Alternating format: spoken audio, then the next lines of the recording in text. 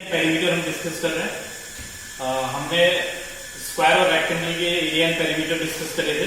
अब हम यहाँ पे बात करेंगे ट्रायंगल का एरिया एंड पेरीमीटर और उसके अलावा बाकी के जो क्वाड्रिलेटरल्स हैं उनका एरिया एंड पेरीमीटर, क्योंकि हमने पहले स्क्वायर और रेक्टेंगल डिस्कस किया तो पहले हम क्वाड्रिलेटरल ही करेंगे।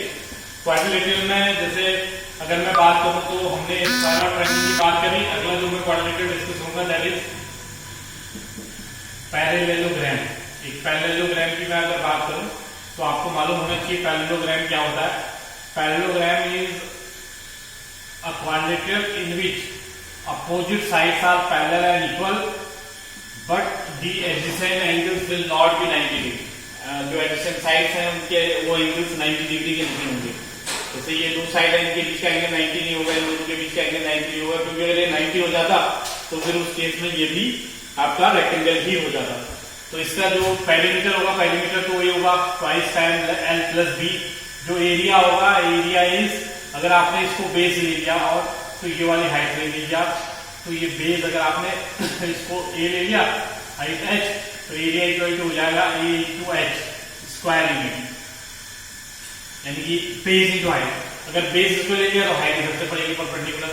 तो इस तरीके से आप पैरेललोग्राम का एरिया निकाल सकते हैं। पेरीमीटर मैंने बता दिया, length of the sum of the length of the sides, वो आपका पेरीमीटर हो जाएगा।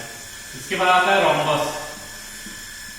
रोम्बस की बात करें तो rhombus is a quadrilateral in which all four sides are of equal length. जिसमें चार की चार साइड है इक्वल लेंथ की होती है, यानी कि जैसे स्क्वायर में फोर साइड इक्वल लेंथ की होती है, इसमें भी फोर साइड इक्वल लेंथ की होती है। लेकिन इसमें भी जो एडजेसेंट एंगल्स हैं वो 90 डिग्री है, एडजेसेंट साइड्स के बीच का एंगल 90 डिग्री नहीं होगा, ये हमें ध्यान रखना। साइड सारी इक्वल लेंथ की होंगी और इसके जो डायगोनल्स हैं वो अनइक्वल होते हैं, लेकिन डायगोनल्स के बीच का एंगल 90 डिग्री होता है, ये हमें समझना होगा। तो अगर हम मान लें कि डायगोनल का लेंथ d1 है, दूसरे डायगोनल का लेंथ d2 है, तो इसका एरिया जो है area equal to d1 into d2, half of d1 into d2, half of product of the length of the diagonals, इतना स्क्वायर यूनिट आ जाएगा। इसका एरिया आप पैरेललोग्राम के एरिया की तरह निकाल सकते हैं, क्योंकि ये भी एक पैरेललोग्राम है। अगर आपको साइड की लेंथ आपको साइड की लेंथ पता है और परपेंडिकुलर मालूम है तो तब भी आप निकाल सकते हैं। रोम्बस से रिलेटेड मैंने क्वेश्चन भी लिखा है, इसको भी थोड़ा ध्यान इसके साथ कर लेते हैं। The side of a rhombus is 5 metre if one diagonal is 8 metre, find area of the rhombus. अब डायगोनल्स की प्रॉपर्टी होती है, चाहे वो पैरेललोग्राम हो चाहे वो आपका रोम्बस हो, कि वो एक दूसरे को बाइसेक्ट तो करते करते, जितना इधर होगा उतना इधर भी होगा, जितना इधर होगा उतना इधर भी होगा। Same goes for here.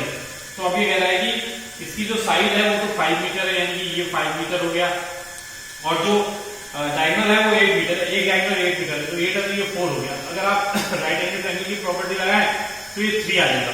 तो दूसरा डायगोनल आपका कितना आ गया, 3 2 6। तो एरिया की बात करेंगे तो हाफ, ये पहला डायगोनल 8 था, 8 इंटू 6, तो 2 4 जा 8, तो 24 स्क्वायर यूनिट आ जाएगा।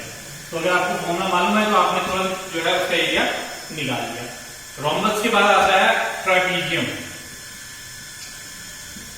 ट्रेपीजियम क्या है? ट्रेपीजियम भी क्वाड्रिलेटरल है। होता क्या है इसमें कि जो अपोजिट साइड्स हैं उसमें एक पेयर जो है अपोजिट साइड्स का वो पैरेलल होगा, बाकी के दो नॉन पैरेलल साइड्स होंगी, इसमें ये परपेंडिकुलर हो गया। तो इसका जो एरिया होता है, अगर आपने इस वाले को ए बी सी डी ले लिया और ये हाइट एच ले ली, तो एरिया होता है half sum of the parallel sides, यानी कि A B plus C D into height H. अब जो एक पहला वाला क्वेश्चन है इसको देखिएगा थोड़ा सा सही वाला। Parallel sides of a trapezium are 20 centimetre and 25 centimetre. The perpendicular distance between them is 18 centimeter. Find the area. तो इसमें अगर आप रखें, this will be half, जो पैरेलल साइड में that is 20 plus 25 into h जो है वो 18 हो गया। तो इससे 9 टाइम्स कट जाएगा, ये हो जाएगा आपका 45 into 9, 9 5 जा 45, 9 4 जा 36, 36 and 9, 9 5 जा 45, 9 4 जा 36, 36 and that 440, तो इतना सेंटीमीटर स्क्वायर आ जाएगा। ठीक है, तो इस तरीके से आप ट्रेपीजियम का एरिया निकाल सकते हैं। बात करते हैं ट्राइंगल की। तो ट्राइंगल आपने जैसा पढ़ा होगा, ट्राइंगल अलग अलग तरीके के होते हैं, लेकिन ट्राइंगल का जो मेन फॉर्मूला होता है एरिया निकालने का, पेरीमीटर तो आपको हमेशा ही पता है, ऑल साइड्स की लेंथ का सम। तो अगर आपके पास ये एक ट्राइंगल है, तो अगर इसकी साइड ए बी सी है, तो इसका जो पेरीमीटर होगा 2s से हम डिनोट करते हैं, a plus B plus C. तो s जो है that is a plus B plus C upon 2। तो एरिया की बात करें तो एक फॉर्मूला हेरोन्स फॉर्मूला हम बोलते हैं, उसके according s into S minus A, S minus B, S minus C, इससे भी आप एरिया निकाल सकते हैं। दूसरा जो फॉर्मूला होता है, अगर आपको बेस पता है, हाइट पता है, तो हाफ बेस इंटू हाइट। ये कुछ स्पेसिफिक फॉर्मूला, जो ये फॉर्मूले मेन फॉर्मूला यही है, इसी की हेल्प से या फिर ये लॉन्ग फॉर्मूला, इसकी मदद से आप निकाल सकते हैं।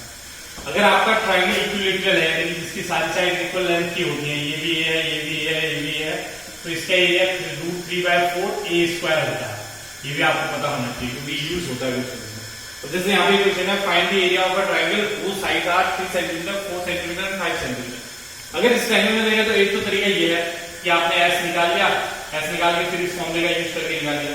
दूसरा अगर आप देखें तो ये एक ऐसा ट्राइंगल है, तो equilateral that right angle triangle है, यानी कि ये 5 हो गया, इधर ये 3 हो गया, इधर ये 4 हो गया, क्योंकि 3 4 5, 3 का स्क्वायर प्लस 4 का स्क्वायर मिलाएंगे तो 25 का स्क्वायर रूट निकाला तो 5।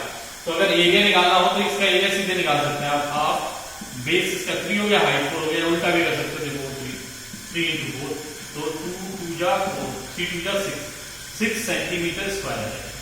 तो वो तरीका है आपका। अगर आप इस फॉर्मूले से भी निकालते हैं ए बी सी लेके इसको, तो तब भी इतना ही एरिया। तो वो आप पे डिपेंड करता है कि आप क्वेश्चन को कितने अच्छे से समझ गए। अगर आप अच्छे से समझ गए तो आप आंसर तक हर हाल में पहुंच जाएंगे। तो इस तरीके से ट्राइंगल का एरिया एंड पेरीमीटर या फिर क्वाड्रिलेटरल जो बचे हुए क्वाड्रिलेटरल से पैरेललोग्राम, रोम्बस और ट्रेपेजियम आप निकाल सकते हैं।